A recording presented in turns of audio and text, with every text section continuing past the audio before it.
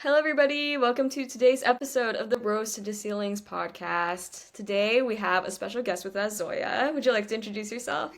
Hi, I'm Zoya. I started an initiative called Let's Talk Walk, which is kind of has similar values to Rose Tinted Ceilings of the podcast because we kind of both want to, share our love for feminism in different forms. So for me, mine focuses on women of color to battle anti-racism with the impact on women as well because I realize that racism and discrimination is also intersectional, meaning that it affects different groups of people um, in different ways because that's how oppression basically works.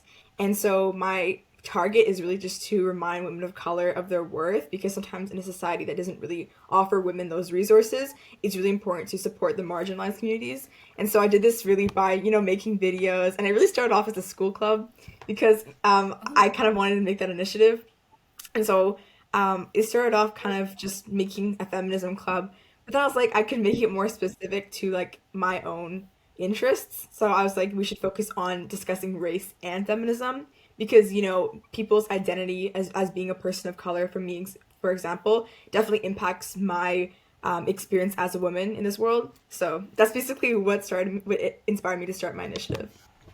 That's so cool. When I Okay. found out that you were coming on, I was so excited because we try to talk about intersectionality a lot on this podcast, but coming from someone who's actually like knows a lot more about it than we do, I was really hoping you could just give some insights to us, to viewers who really don't really know what intersectionality is.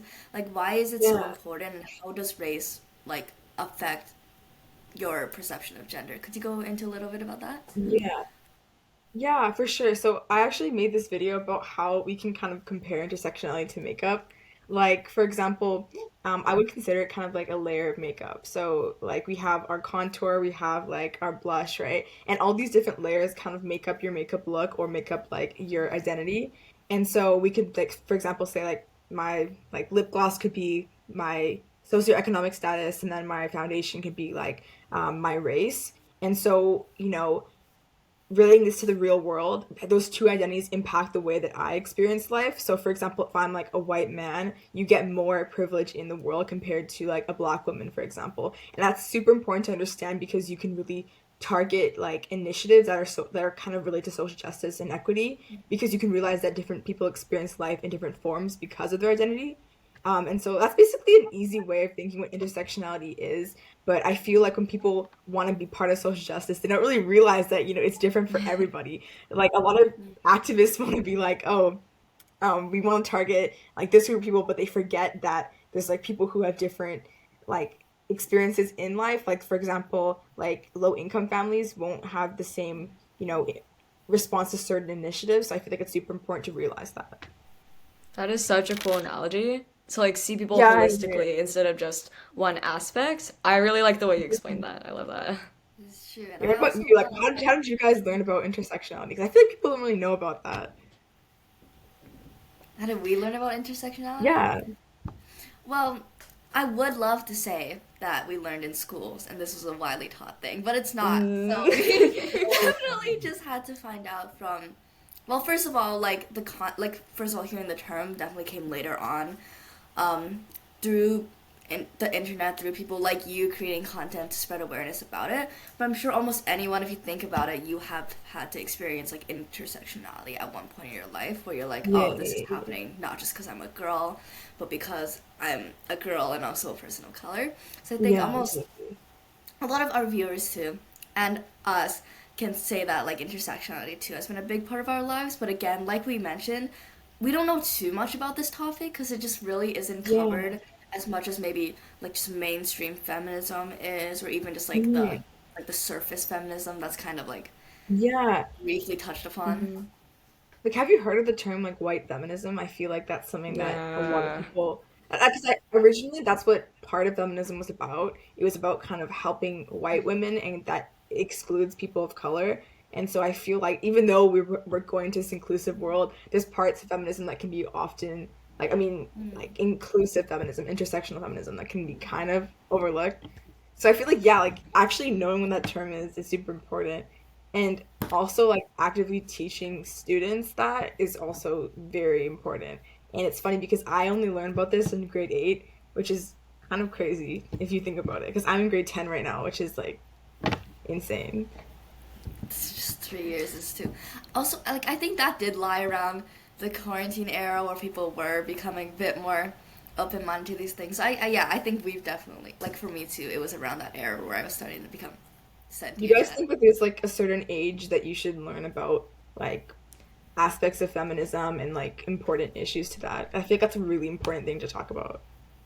Yeah, I feel like for all women or women of color, like we all learn as we're growing up, right? Because there's never a time in our lives where we're not influenced by the way we are. Like every interaction with another person, there's going to be some type of reaction to who you are and the components that make you who you are. So Mhm. it's really like interacting with different people that kind of make you realize all the small aspects that make you react a certain way. So for you, I'm curious, is there anything that inspired you or any interaction that really made you want to work towards your goals? That's a good question. Let me think about this. Um, okay, definitely. I would say sometimes like going to a school when there's like not too much diversity, I feel like it's important to be the person who steps out and wants to make that change.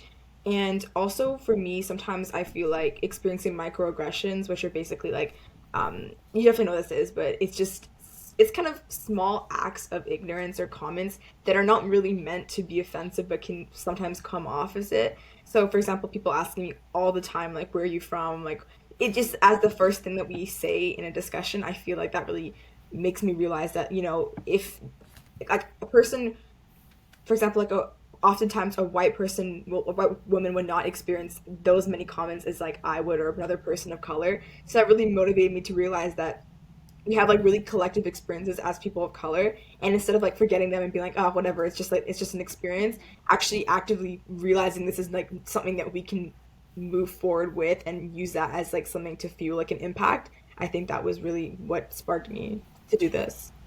Oh, that's sick. That's another reason why I really like your makeup analogy because like your makeup is like it's right here on your face, right? And Yeah, yeah, yeah. so is being a girl, and so is being a woman of Yeah, good color. analogy. Because you can't really like pretend you aren't. Like there isn't any way where you kind of Exactly. be like I'm just not a woman of color.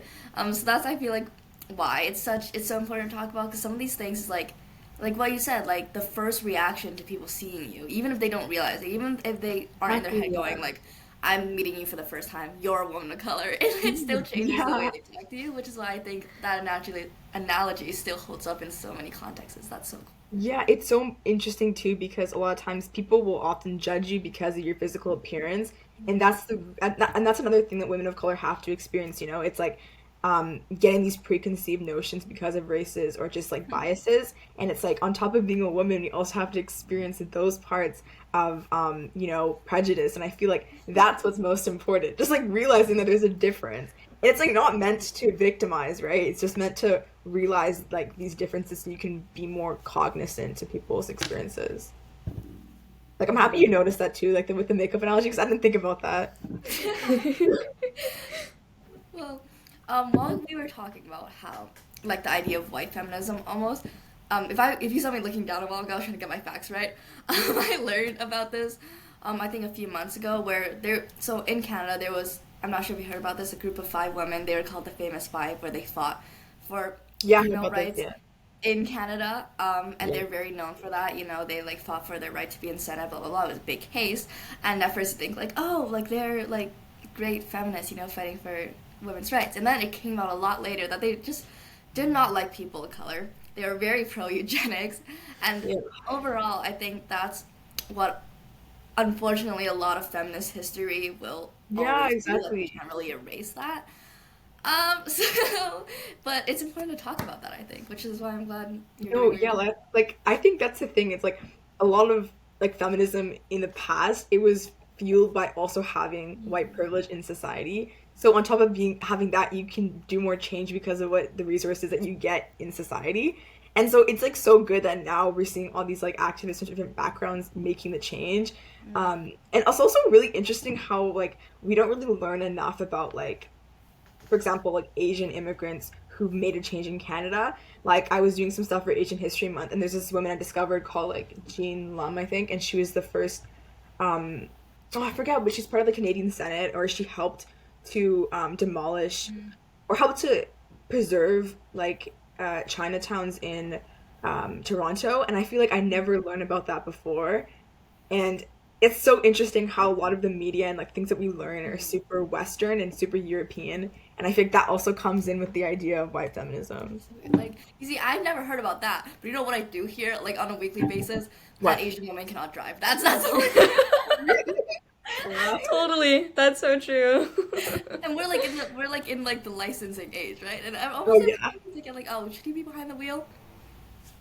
It's a little strange. It's a little strange. Isn't that weird though? Like you hear more like bad things or low key like offensive things compared to like the things that'll actually empower you.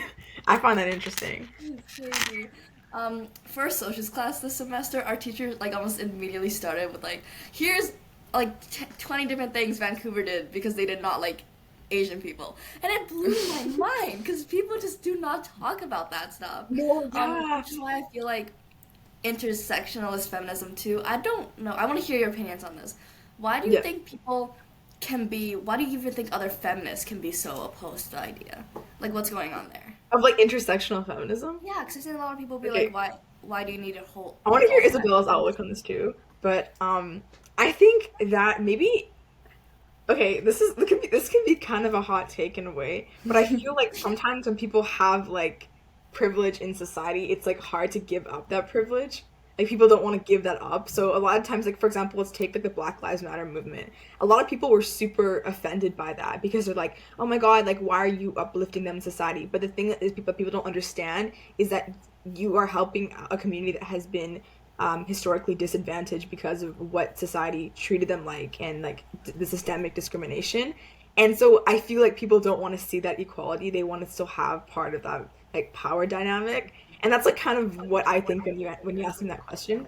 But it can also just be like, you know, open to change, or it's like seeing different voices can sometimes be difficult for some community for some people. Um yeah, but that's like that's a very interesting question. Isabel, what do you think? Yeah, oh my gosh. That was really cool when you brought that up, Maggie. I wasn't thinking about that at all.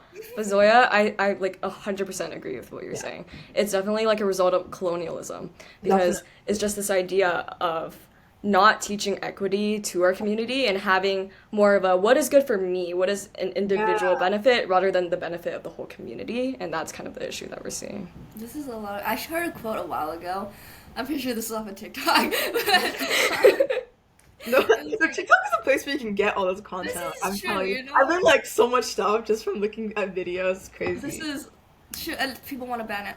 I don't know. Anyways, it was someone saying like about the topic of white feminism versus international intersectional feminism, where it goes, not all women can't be free until women of color are free. Like, Yeah, not like exactly. feminism cannot exist, equality cannot exist until women of color can achieve equality too. And I feel Mm, like that's what a lot of people don't realize. It's like yeah.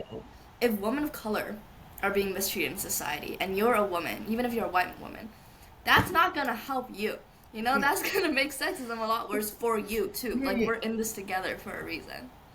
And again, like I feel, I mean, I know that when women aren't treated equally in society, it's also like it also jeopardizes like the economy as well. Like I remember I went to Model UN conference and I had to it's about gender-based violence, and so I had Nigeria and I was just learning about like the way that women are treated in this country. And it's crazy because a lot of women are, you know, not allowed to work certain jobs. But the thing is, though, that causes more issues for the country as a whole. So it's like when people are like wanting, certain countries have like a traditional way of seeing women, it's not only disadvantaging them, but it's also like the entire country that's suffering. I think that on a retrospective like outlook of that, it's kind of interesting to see that.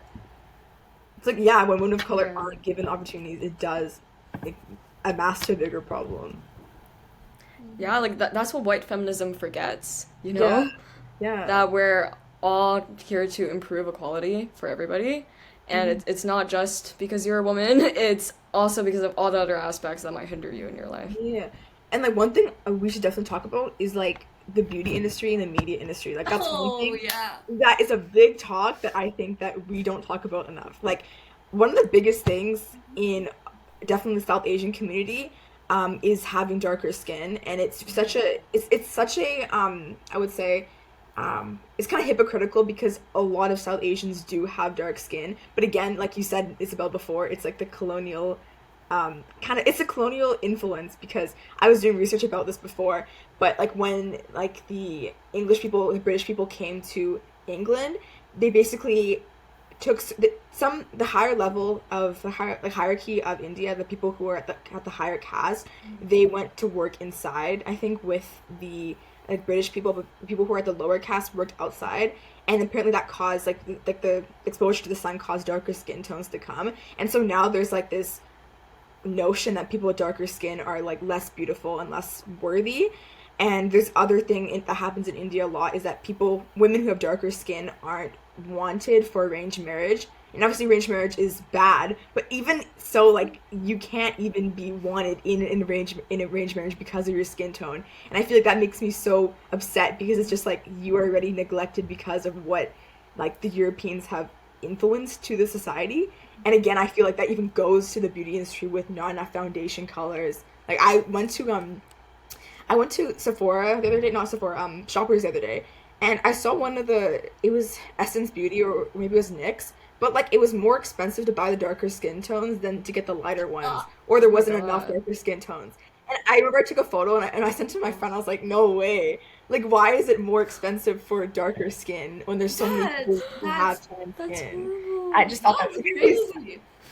They're not even hiding it. They're just like, Yeah, like I took a photo of it because I just was like, no way. Like it was like about $1 more, and I thought that was dude. just really interesting. No, I can't even imagine what possibly could be going into that. What? They need to Yeah. get sued right now. I don't know. Is there a way we can do this? Are we starting a lawsuit soon? That's insane. No, but what's your outlook on like the beauty industry? Because that's such a big topic to discuss. Oof. It's crazy out there. I don't even notice. I just feel like the beauty industry as a whole, it's like it does like profit off of insecurity and like Yes, it as much does. as It does. It as does. much as people can be like, oh, I do makeup for like my own enjoyment, and I can see that, right? Sometimes it's fun to like put colors on your face, right? Sometimes Mhm, it can be people can genuinely enjoy it. It can make someone feel better, and I mhm. think that's like okay. You can't blame women for that, but at a core, these are multi-billion-dollar companies that Mhm. want you to feel insecure, even though they're like billboards of like we want you to feel Yep. confident. No, they don't. Like they don't care about you like that. They don't want you to be your best self. They actually want you to feel Mhm. shit so then you can spend money. Yeah, and what was super interesting that I learned too is that you know, razors for like shaving like armpit hair and body hair that literally came from that wasn't actually a thing until like the 20th century when people were like, "Oh, we could profit off of women's insecurities." And so now they create this thing that like we that's more expensive for us to buy because of our insecurities. It's so weird how like capitalism and just the idea of like getting money from insecurities is such a big issue. Even like you've definitely heard of the pink tax, right? Oh 100% I yeah. know. Oh Yeah. yeah. You guys Like have, you can go down an aisle and you'll see like men's razor for like It's the same razor. like pretty yeah, pink women's skin, clear skin, really like good no. quality, and then it'll be like 10. And it's the same razor. I'm sure it's made in like the same manufacturing plant. It's so weird how they have to put all these like accessories and colors when like honestly I'll just end up buying the men's razor if I'm being for real. It's the same razor. It's just pink. And like I think it's cool that it's pink, but I'm not paying an extra $8. It's like so That's weird why how I that think it's like yeah like manifests into your day-to-day life. That's crazy. This is why I thought it was so like interesting that you brought up how a part of like the makeup analogy is like your socioeconomic status, because intersectionality isn't even just like race and like It's not, demographics. no, that's It's what I learned everything. too. Which is why I think this conversation is so interesting, because like definitely socioeconomic status plays a part into Wait, I'm gonna pull up that like thing, like, the diagram.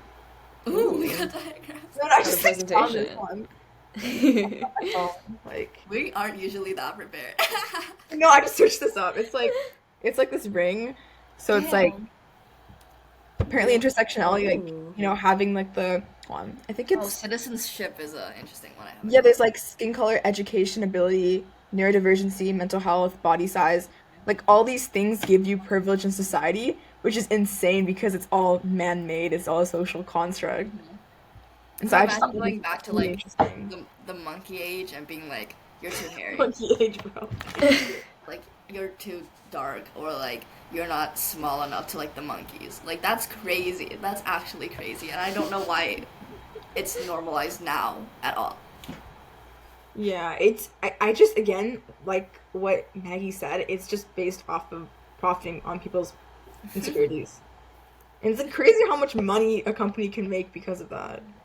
I want to get your thoughts on the Barbie movie that came out last year. Oh, okay. That's such a good question. Um, okay, so I like the Barbie movie as well, but I thought it was good. I like the way that they made Barbie not this like perfect like white girl. Like she had like bad breath in the morning, like all that stuff, and I thought that was really well done. And I really like that speech at the end. That's really famous right now. It's um like you can't be to this, but you can't be to that. You know what I'm talking about? The American That was Dream. Yeah. really that was so powerful. Um, but I can admit that it could be a little bit annoying. I don't know how to explain it, but some part of it I didn't like. Maybe it was I don't know. What do you guys think? What are like the kind of negative sides of the I movie? think we've talked about this quite a bit. I don't know why, it's just a good topic, but I definitely like how it's trying to introduce feminism to like a younger age. Like Yeah, it's obviously targeted towards like a younger age to try to teach them like, hey, we aren't treated the same in society. But yeah, at the same time, I feel like the aspect of like white feminism, even at this point, yeah, is very yeah. apparent That's because what I thought. I Yeah. know it's surface level, but also there are a lot more you could have went into. So I just Yeah, wish I it know. was more. Like, I feel like it was a good twist at the traditional idea of Barbie, but at the same time, I feel like did you really need to like make a Barbie movie? Like, I feel like that was something that, like, a lot of people when they're younger, they don't get to see like dolls that represent themselves. Like, I have never really seen an East Asian Barbie doll. Like, I never seen. That's not as popular as seeing, like, for example, like a white Barbie doll. You get that easy anywhere, and I just feel like that part of it, like, because it was or just traditionally exclusive and not really reflective of like the diversity of our world. I feel like that's the negative part of it. But I did like the twist though. Can we talk a little bit Mhm. about like you mentioned from a younger age not being able to see any like Asian Yeah. people as Barbies? Can we like I don't remember seeing Asian people at all on the screen. like like growing up, I loved Treehouse TV, right? That's where it was at. That's where all the Hmm. childhood shows were at. Hmm. The maybe the only time I can remember seeing someone Chinese was maybe Nihal Kailan, which is a little which is a little crazy. So I was thinking, could we brainstorm any other places we saw women of color on the screen? Yeah, like I feel like there is, but they're always put in like the weird role, or they're always like Mm. stereotyped to the max. Like I can think like even Never Have I Ever, like just even as like a South Asian girl, like, I feel like looking at that, I'm like, I just kind of gives the idea that a lot of times women of color or people in the South Asian community are like the quirky one that's kind of left out or like always just like the best friend. And I feel like, she did have some things that are not traditional. Like she got therapy, she got the mental health, she like did different things. But at the same time, I felt like it did perpetuate some of those stereotypes in those families. I know Um, Mindy Kaling has yeah. also received a lot of criticism for making all her characters fall in love with white people. I know this is something I've seen a Yeah, lot. I feel like that's a stereotype. I'm not even gonna lie. I mean, maybe part of it's true, but, I feel like it could be a stereotype. Even like going back to South Asian characters too. Like I feel like Jari the Wimpy Kid, like like the only Indian character like is kind of portrayed as like the weird one, and I feel like that even goes for a lot of East Asian characters. Like let me think. Do you guys have any ideas of that? Like I think they're like really stereotyped. I'm trying to think too. I push it out of sight, out of mind. Yeah, like I feel like it's only recently that it's given more like diversity and more realistic parts of it. Oh, I know this has been a thing being talked about on TikTok recently. Is that song from 101 Dalmatians where it's like the the cat. Ooh, I forgot what type of cats there are, but it was the song with the cats, and it was very clearly like a stereotype of Chinese people. Like it was very obvious, right? They had the slanted eyes, they had like the chopsticks, they had even the accent and the singing. Mhm. And people were going, are you dumb? These are like Sphinx cats. Are you? I don't know if it's Sphinx. It's like cats. Are you stupid? And it's like media literacy is actually in the ground if you cannot tell from like the years of media where people of color and women of color have been put as the butt of the joke. I know, and it just I feel like sometimes when kids see themselves in the media as the ones that are stereotyped and the ones that are weird, it's like you don't have the same type of respect or sense of self in your sense of self in your day-to-day life. Like I feel like if you're constantly seeing someone who's not as powerful in a movie, why would you see yourself as that? Like I feel like kids always reflect things or like the way they see the world in other things they see, if that makes sense. So I feel Yeah, like that's right that's now, definitely true. yeah, like we're doing a lot of good things with like media representation. But I want to get your guys' take on Crazy Rich Asians because a lot of people were angry about that. I've actually never Honestly, seen Crazy Rich Asians, Really? okay, so no, that's a whole different thing. I can't say You're anything crazy for about that. that. It's not crazy. No, I that movie is actually like such a guilty pleasure. It is on my top four on Letterboxd. I Yeah. love, I love that movie. It's obviously it's not great for Asian representation. Obviously, there are a few, accent jokes in there. It's a few. It does perpetuate some stereotypes. At the same time, it's like Hmm. putting an all Asian cast in Hollywood, giving them the Yeah. budget of such a big movie, and they definitely did try to showcase a lot of actual Asian culture. I'm like, it's a giant step forward, Hmm. and it's a good movie. So I'm gonna Yeah, give I Yeah. it feel like budget. sometimes you have to look at the positives of it. Hmm. Because what made me think about that is I have my what's her role? She's like the head of school at York House. She's Korean, and she was telling me how she hated Crazy Rich Asians because of the way it like portrays like a stereotypical like Right. rich like like a westernized Asian, and I feel like that's a different perspective. It's really interesting how people will take movies in different ways, Hmm. but like you said, you took it as a representation, but she took it as a way of like perpetuating stereotypes. So it's also Yeah. really I feel like there's also that whole thing of don't tell a story that's not yours, This right? is true. yeah, Crazy yeah, Rich Asians works because it's made by an Asian director, it's made by an Asian producer. If it was a white producer, then it would be a whole nother story. So it's about supporting people who are being discriminated against, telling their story. But another thing about Asian representation in Hollywood is it's the same six Asian actors on screen. yeah. I was gonna say like, How does Aquafina keep getting booked I as don't know, Zoe? What? like they're everywhere. Oh my I feel god. like they see like, oh, we need like a funny Asian girl, like haha, funny, and they go, we only know one person, calling up Aquafina, and I Wait, just who's the what's the actor who got the Grammy? She's like first Asian woman, or is not the Grammy? Was it an Emmy? And oh, I think she was in everything everything everywhere. everywhere all at once. I Yeah. love that movie. Yeah, That was good Asian representation. Like that I'm was good thinking Asian now, representation. that I made me think cry my eyes out. I feel like again, that yeah, touched on intersectionality a lot more than exactly. expected. And like on top of that, I really think it was good for certain families who have like a weird or like difficult relationship with their parents. And I feel like that really spotlighted the issue rather than pretending it's just like, whatever. Because I feel like that was really realistic for some people, from people that I've heard stories from. So again, I think storytelling in a realistic way is so like impactful for the community. Instead of just telling stories that are not realistic or just kind of, twisted.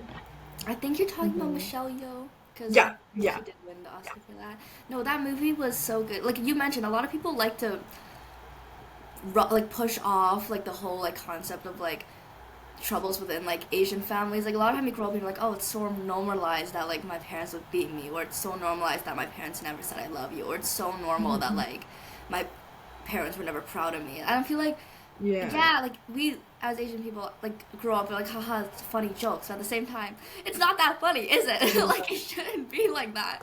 And I feel like this is the first movie Yeah. that kind of like brought awareness to that. Do you guys feel like there's a normalized racism for women or just for people of color in general in the media or like in our society in general? I want to bring up that whole thing with Disney right now. I think that it relates to what you're saying. You know how we had our Black Ariel, and Yeah. now people are trying to cast a South Oh Asian my Rapunzel, god. a fan cast, Yeah. right? So I feel like a lot of people are saying, yes, representation is good, but that doesn't fit the childhood like that I grew up with, right? And I feel like it's a whole issue with them just Yeah. plugging this person in. Oh, you don't want a funny side character of color? Okay, I'll give you a main character of color. But they're not changing anything else. Like the relationships, the setting, nothing. It's not about the culture, it's just about the boop, diversity. I agree with Literally, honestly, I don't think it would matter if she was South Asian. That would kind of be a powerful move, in my opinion. Like, because a lot of South Asian women do have really long hair. So I I Yeah. feel saw, like I it think would be it was, a good touch to it. I don't remember which actor brought this up, but she was saying how like South Asian women they have really long hair. Like who else would play a girl with such long and like good healthy hair if it wasn't Yeah. a South Asian woman? Like you know what? That makes sense. Like I just feel like a lot of criticism, like Isabella, what you brought up, I feel like so valid that Disney is only doing this for profit to like be like fake, like. But the outrage is not because of that. They're not outraged because they're using women of color for money. They're outraged because they don't want to see Avantika as Rapunzel. They're Yeah, outraged also because of that. Avantika, she played who she played Mean Girls Karen, right? Yeah, yeah, yeah. Oh Yeah. my And gosh, everyone's so yes. mad about that. Like they're like, oh, why is she doing this? If you see the comment sections, it's the most like terrible Ugh. thing about this And woman. they're so bad at lying. They're like, And they're oh, but like so she's not blonde. yeah, and it's like also it doesn't matter. Like I know it was the traditional like dumb blonde like archetype and At the same stereotype. time, it's like even actors who are actually blonde, Yeah. they're still gonna use CGI. You don't have Yeah. 12-meter long hair. Like Yeah, either way, there's gonna be that's what I'm CGI. saying. And I was reading an article about that as well, and apparently she received like so much racism, so much hate just for being Mm-hmm. herself and playing a role that was like traditionally white. And I feel like that's the worst part of being a woman of color and putting yourself in situations where you're gonna grow because you're giving society the representation. But there's always gonna be people that don't like that change. There's always been people like that. Have you been seeing the stuff about the Romeo and Juliet? Like, No, tell me about that. thing. I don't know if it's a movie where like nowadays I'm not sure, but Tom Holland is was cast as Romeo, and then they cast like a black girl as Juliet, and it's just been horrific the things that they've been saying about her. Um, and it's like Yeah. people have always talked about like Broadway, West End, traditionally musicals and like theater. This kind of relates to Mean Girls too. Has never really put that much of an emphasis on race. But people who never really cared, they would not have cared about Romeo and Juliet otherwise, are now suddenly mad because they don't want to see that, and it's strange. It's People, strange. yeah, they just want to see what they've been taught the entire time. It's like it's really funny how most of our childhood stories are all westernized. Like, I don't really know any childhood stories that are like, European, I mean not European, like more Asian or more non-European stories. Like it's all like Hansel and Gretel, like give me some other ones like Little Red Riding Hood. These are all things Yeah. that are super, super European and westernized. Which And is like weird that because gives like into that thing. Like when people don't really see what they have been taught, it's always like, oh, this is bad, this is bad. Like, but really, it's good for kind of empowerment, I would which say. is strange too, because cultures from all around the world have like the sickest Yeah, mythology ever. Like talk about that. That's so cool. I don't even hear the same like um, Grimm brothers. Is that what they called? yeah, Traditional yeah, yeah, stories yeah, for yeah. the 100th time. It's fine. You can like adapt one of those. That's also like Disney. If you really want to profit off of people, make it good. Like I don't know what to tell you. Like stop just putting a woman of color in a role that you just want Yeah. to just throw her into.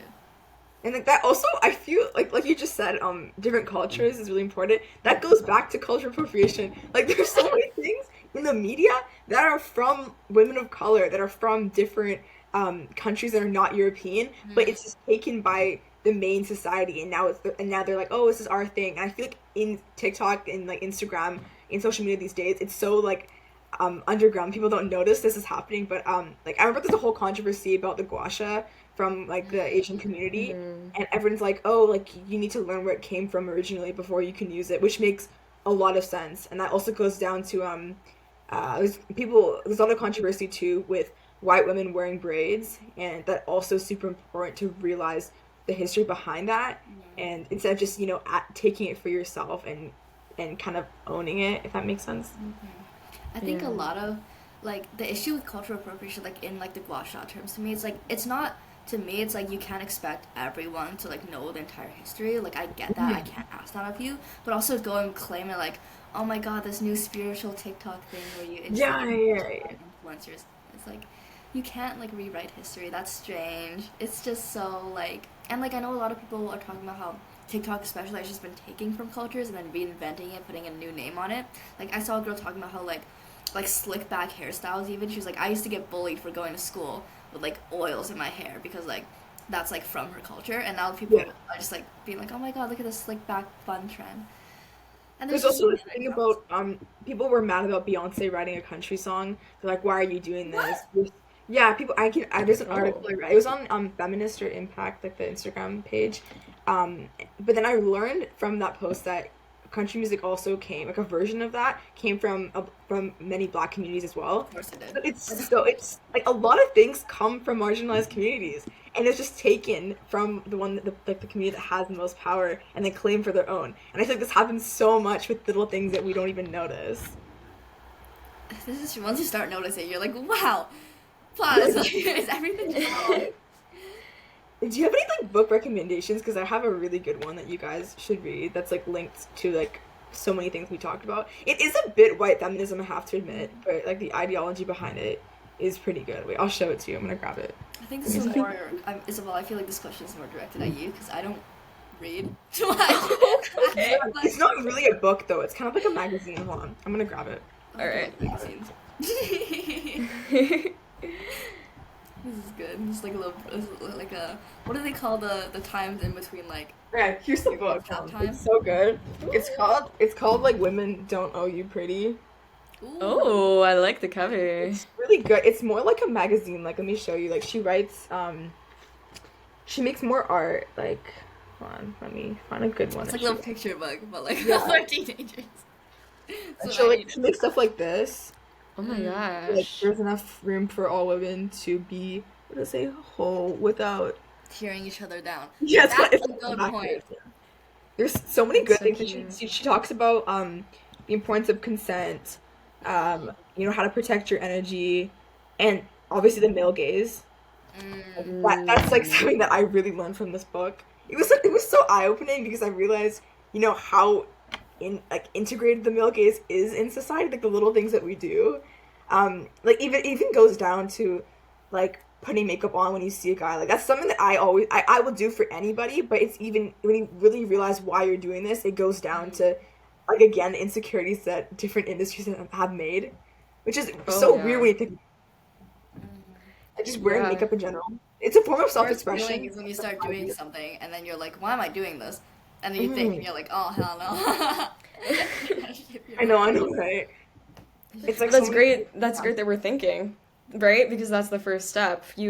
It's hard, really hard to see that all the things that you're shown when you're a kid influence you so much, and you don't even realize it until you take a step back. Like I saw a girl talking again on TikTok a few months ago where she's like, if you even think about anything that it's normalized within girls, like she was talking about nails, for example, she's like, oh, girls can be like, oh, I just do it for myself, I just do it so I can feel pretty, and then she goes like, well, why do you feel like you need that to feel pretty? Why do you even feel like you need to feel pretty in the first place? And I was like, oh, Yeah. she's like, I love getting my nails done, right? So I just felt like, oh, because like once you think about it, everything can go back to like, why do I feel the Mhm. need to feel pretty? Like, why do I feel like that determines my value even? And after like that train of thought is stuck in your head, you're like, Mhm. oh, come on, it's Yeah, everywhere. being a bit of a devil's advocate to what I just said too, I feel like sometimes it can turn into your own form of self-expression because Mm, like okay, maybe in the past like I don't know, getting nails done could have been seen as something for to impress like a man or to attract someone, but mm, now I feel like it's generally something that I like to do. Like I just there's like a sense of like happiness when you can just get your lashes done or your hair cut. I feel like that also comes back to giving women or even specifically women of color the chance to actually have opportunities to feel good about themselves and exactly. honestly instead of being like why do I do this, it could be like I'm happy I do this because like it makes me Mhm. feel good. Like, that's so valid. But at the same time, like going back to my monkey thing, it's like none of the monkeys were getting their lashes done or like Yeah, getting nails I done. don't know, it's so weird. It's like everything is basically a social construct. Like what's very interesting too that I've been learning to about as well is that race is not actually biological. It's a Hmm. social construct. It's Mm, just a thing that Europeans did in the colonial times. Like I remember mm, there's this thing called um I forgot the name of it, but it was like a type of doctor that would analyze the difference between like the black anatomy to the white anatomy, which is oh, insane because it's both Homo sapiens, like it's still a human, do you know what I mean? So it all kind of goes down to humans seeing differences and thinking that it's actually biological and then creating like a whole thing about that. And that's what creates all these issues in the future, which is so weird to think about. Oh my God, I can tell that You you're know, into right? sociology. Yeah. I love that. It's true. Sociology is so interesting because it's So like, interesting. oh, that's just that happens all the time. Oh man, and then you're like, it's like once you start realizing the reasons for things, it can get a bit depressing because you're like, oh damn. Right. But also, it's like super empowering sometimes because, like, I think a lot of people, like, being more inspirational people, really get overwhelmed with all the bad things in the world. Like, there are so many things to worry about, like world conflicts, beauty industry that we talked about, media representation. But also, there's always a silver lining, and people have to realize that, you can't just always stay back in the sadness. You need to be the person who's like, I can make the change. Like, I can be the person who's happy in my own skin and who encourages other women and like other Mhm. women of color to treat themselves this way as well. And So that's what you're instead kind of, of doing with like yeah, sociology, that's kind of right? my main motive because even linking back to that, I felt like sometimes even in relationships, women of color are either, what's the word, fetishized, or they're often overlooked, Right, or they're yeah. stereotyped for certain of some of their features. And that can really be prevalent in the male gaze because you're just like, oh, like there's a bunch of Asian fetishization that Yeah. I've heard about, um, and also like LGBTQ people as well. So I Like I've seen a feel like lot of that plays a Asian big girls role. post like I've seen a lot of Asian girls talk about is he gonna like me if I'm Asian or does he only like me because I'm Asian and it's like a big thing and it's I like I'm know, glad that you brought that up. crazy. But I Mhm. think it's important to realize that while we're talking throughout this episode, we've talked a lot about like this kind of things that kind of suck about society, the things that are kind of hard. Um, it's a little depressing, but like what you do too, like on your page, is to try to make it more positive, to try to be more uplifting, and I feel like that's really Exactly, important exactly. because like when women of color talk about their identity, a lot of time it is through the lens of like discrimination because it's a lot of discrimination in Yeah, society, yeah, yeah. but I feel like you're like kind of shifting the perspective and I just think that's really neat. Yeah, I think that it's a goal of. Hmm. Yeah, sorry. I think that's a goal of both us and Let's Talk Walk to show the positive side and try to uplift our audience to show that we do have the capacity to create change. So maybe to end us off, if we're all good with that, we Yeah. could all just give little sentence to our audience about what we want them to take away today. Okay. You wanna go first, Maggie? We can go like left to right. I sure hope the order is the same in the actual episode is gonna Is be it strange. different? I can go first. So I think one of the main. Oh, I didn't have time to think about this. I can improvise. I think one of the most main takeaways is that intersectional feminism will Mhm. not take away feminism from white women. It's not going to take feminism away from Yes. privileged women. It's not taking Preach. away feminism from anyone, but it's just including more people. And I think that's really important. Hmm. Okay, for me, I would say it all kind of goes down to self-acceptance. So, sometimes you have to take the first step to ignore what society tells you because there is always going to be a negative person who's going to say, "Oh, women of color, you are not enough. You are not as pretty compared to other people." And so I feel like you got to be the person who says that's just a social construct. That's not true, and then to actually tell yourself in the mirror that you are beautiful because that's what's going to really help you see yourself better and achieve more is that positive self perspective and that positive energy. Yeah, I think both of you brought up great points, and like we were saying throughout the episode, it's all about female solidarity, right? We Mhm. gotta support each other no matter where we come from or what other aspects might hinder us in our life or make our lives different from other people. So let's all support each other as Can we try to women. make hand hearts? Can we go like? Oh, We try. We try. Does this work? I don't know. I don't know I hope where I'm so. gonna be. I don't We wait. can I don't know start. where I'm gonna be on the stream, so hopefully that. You can